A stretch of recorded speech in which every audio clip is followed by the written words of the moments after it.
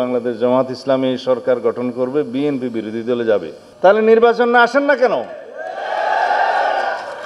বাংলাদেশের শিক্ষা ব্যবস্থার প্রধান গলত, আমরা সবাই মাস্টার ডিগ্রি অর্জন করতে চাই, কিন্তু উন্নত বিশ্বে দ্বাদশ শ্রেণীর পরে গ্র্যাজুয়েশন করার জন্য সবাই যান না। ডক্টর ইউনূস সাহেবের একটা রেফারেন্স এখানে দেওয়া হয়েছে যে তিনি সবসময় বলে থাকেন যে চাকরি নয়, উদ্যোক্তা হওয়ার চেষ্টা করতে হবে। সেটাও কর্মসংস্থানের জন্য। উদ্যোক্তা হলে দুটো লাভ, নিজের কর্মসংস্থান হলো এবং অপরের কর্মসংস্থানের ব্যবস্থা করা গেল। একটা উত্তম আইডিয়া। সেই জন্য তিনি ইনোভেটিভ অনেক আইডিয়া দেশে এবং বিদেশে সবার জন্য শিক্ষা বাস্তবায়নের জন্য আমরা 1991 সালে দেশনেত্রী বেগম খালেদা জিয়ার ঘোষণা মতে বাংলাদেশের সবার জন্য শিক্ষা কার্যক্রম শুরু করি। শহীদ রাষ্ট্রপতি জিয়াউর রহমান গণশিক্ষা কার্যক্রমের মধ্য দিয়ে সাক্ষরতার অভিযান চালিয়ে বয়স্কদের জন্য বয়স্ক শিক্ষা পাঠশালা এবং কর্মসূচি প্রণয়ন করে সাক্ষরতার হার বাড়িয়েছিলেন। শুধু এই পরামর্শ দিতে চাই যে পৃথিবীতে একই সাথে কেউ সরকারি দল এবং বিরোধী দল থাকতে পারে না। একই দরজা হয় খুলতে হয়, না হলে বন্ধ করতে হয়। এখনো পর্যন্ত সেই টেকনিক কেউ আবিষ্কার করতে পারে নাই। সরকার বিরোধী মনোভাবটা সবসময় জনগণের মধ্যে থাকে। যে কোনো ব্যর্থতার জন্য প্রথমেই সরকারের দিকে আঙ্গুল তুলে। এই জন্য সরকার দায়ী। দায়ী কি দায়ী না সেটা পরে বিবেচ্য, কিন্তু সবাই বলবে সরকার দায়ী। কালকে কয়েকটা সমাবেশ হয়েছে সারা দেশে বিভিন্ন বিভাগ পর্যায়ে। এটা পত্রিকায় আজকে হেডলাইন দেখলাম, কোথাও বলছে বাংলাদেশ জামাত ইসলামী সরকার গঠন করবে, বিএনপি বিরোধী দলে যাবে।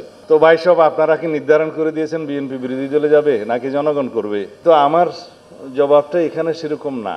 আমার জবাব হলো, আপনারা যখন এত বেশি কনফিডেন্ট হলেন, আত্মবিশ্বাসী হলেন যে সরকারি দল হবেন, তাহলে নির্বাচন না আসেন না কেন?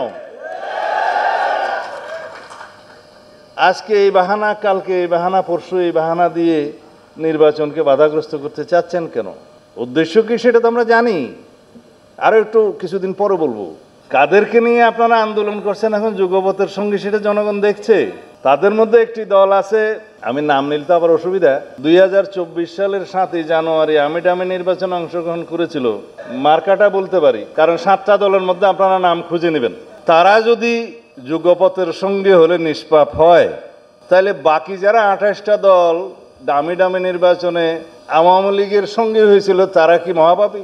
মানে আপনাদের সাথে সঙ্গী হলে যুগপথের, তাদের কোনো পাপ নাই, এই নীতি সঠিক নয়। কিন্তু তার আগের সব নির্বাচনে যারা হাত পাকা দিয়ে বাতাস করেছে তারাও সঙ্গী। তাদের সম্পর্কে আমি বললাম বলে আমার উপর মহা আক্রমণ।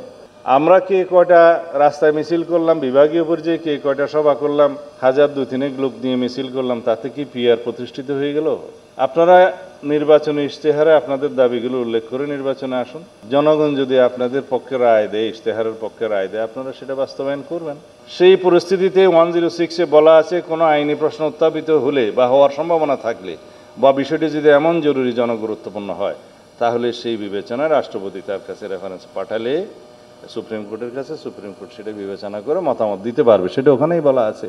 সেই বিবেচনা নিয়ে doctrine of necessity and safety and security of the state and পিপুল, এই 3টা ডক্ট্রিনের ভিত্তিতে সুপ্রিম কোর্ট সবসময় এই পরিস্থিতিগুলোতে জাজমেন্ট বা মতামত দিয়ে থাকে। তাই দিয়েছে। যে প্রশ্নটা অ্যাপিলেট ডিভিশনে উত্থাপন করার কথা, সেই প্রশ্নটা আমরা ঐকমত্য কমিশনে কাউকে কাউকে তুলতে দেখলাম, যেটা নিষ্পত্তিকৃত, মীমাংসিত।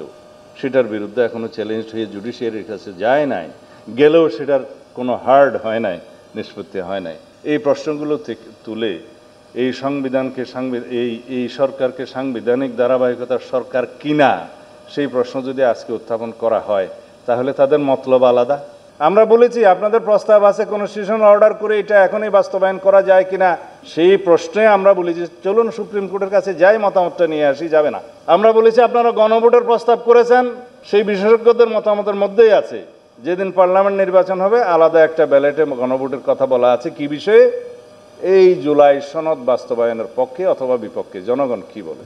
আমরা বলি ভালো প্রস্তাব, এটা নিয়ে আলোচনা করা যায়, সেই গণভোট। কিন্তু ওই গণভোট হলে জনগণ পক্ষে মতামত দিলে সংবিধানের সেই জুলাই সনদে অন্তর্ভুক্ত সাংবিধানিক বিষয়গুলো তো আবার পরিবর্তন করতে হবে।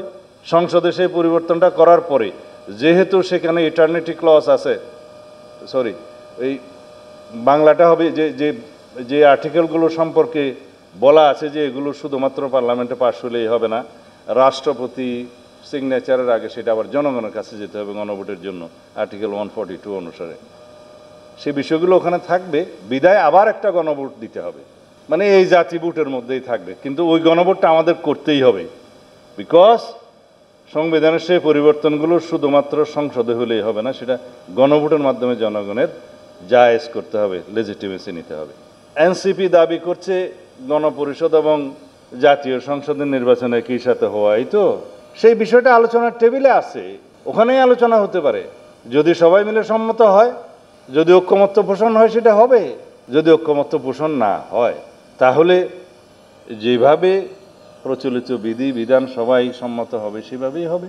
এখানে যেন আমরা পরস্পর জবরদস্তি না করি। যে পরিবর্তনগুলো আমরা সামনের দিনে আনতে চাচ্ছি সেটা রাতারাতি হবে না, সেটার জন্য সময় দরকার, পর্যায়ক্রমে এভাবে যাওয়া দরকার। একটা গণতন্ত্রবিহীন অবস্থা থেকে আমরা যে জায়গায় আসতে পেরেছি, আসুন আমরা সবাই ঐক্যবদ্ধ থাকি, আমাদের ফেসিবাদ বিরোধী যে জাতীয় ঐক্য গঠিত হয়েছে সেটাকে আমরা সমুন্নত রাখি এবং এটাকে শক্তিতে পরিণত করে ইনশাআল্লাহ আমরা গণতান্ত্রিক চর্চাকে অব্যাহত রাখতে পারবো এবং গণতান্ত্রিক রাষ্ট্র বিনির্মাণ করতে পারবো। তাহলেই আমরা সফল কাম হব একটা শক্তিশালী অর্থনৈতিক সমৃদ্ধি সম্পন্ন একটি গণতান্ত্রিক রাষ্ট্র বিনির্মাণের এবং আমাদের সকল শহীদের স্বপ্ন পূরণের।